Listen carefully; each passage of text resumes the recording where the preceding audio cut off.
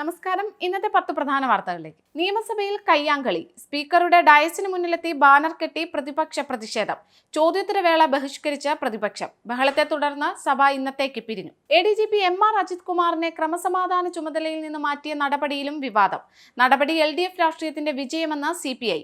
നടപടിയെടുത്തത് വെറും പ്രഹസനമെന്ന് VD സതീശൻ. ബലാത്സംഗ case പ്രതി നടൻ സിദ്ദീഖിനെ 3 മണിക്കൂർ ചോദ്യം ചെയ്ത് വിട്ടയച്ചു. ചോദ്യം ചെയ്യലിന് ഹാജരായത് തിരുവനന്തപുരം കമ്മീഷണർ ഓഫീസിൽ. ജനങ്ങൾക്ക് സൗജന്യ വൈദ്യുതി നൽകാൻ NDA സഖ്യത്തെ വെല്ലുവിളിച്ച അരവിന്ദ് കെജ്രിവാൾ. തെരഞ്ഞെടുപ്പിന് മുൻപ് BJP ഭരിക്കുന്ന 22 സംസ്ഥാനങ്ങളിൽ പ്രധാനമന്ത്രി സൗജന്യ വൈദ്യുതി ലഭ്യമാക്കിയാൽ താൻ BJPക്ക് വേണ്ടി തിരഞ്ഞെടുപ്പ് പ്രചരണത്തിന് ഇറങ്ങുമെന്ന് കെജ്രിവാൾ. വനിതാ ഡോക്ടറുടെ മരണത്തിന് പിന്നാലെ ഡോക്ടർമാരെയും ഇന്റേണുകളെയും അടക്കം 10 പേരെ പുറത്താക്കി ആർജിക്കർ മെഡിക്കൽ കോളേജ് ആശുപത്രി. സാമ്പത്തിക ക്രമക്കേടുമായി ബന്ധപ്പെട്ട CBI അറസ്റ്റ് ചെയ്ത ആശിഷ് പാണ്ഡെയും പുറത്താക്കി. മെറീന ബീച്ചിൽ എയർ ഷോ കാണാനെത്തിയ 4 പേർ കടുത്ത ചൂടിൽ തളർന്നു വീണു മരിച്ചു.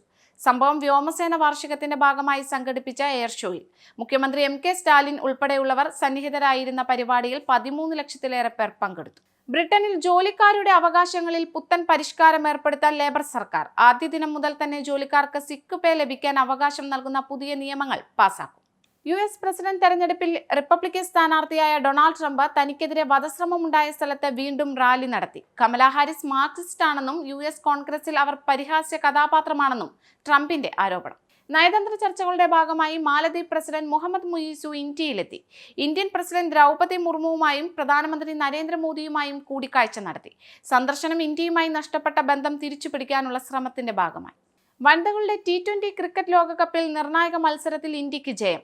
പാകിസ്ഥാനെതിരെ 6 വിക്കറ്റിനാണ് ഇന്ത്യയുടെ ജയം. ഇതോടെ ഇന്നത്തെ 10 പ്രധാന വാർത്തകൾ ഇവിടെ പൂർണ്ണമാകും. Anand TV mobile app download ചെയ്ത് സൗജന്യമായി ആസ്വദിക്കും.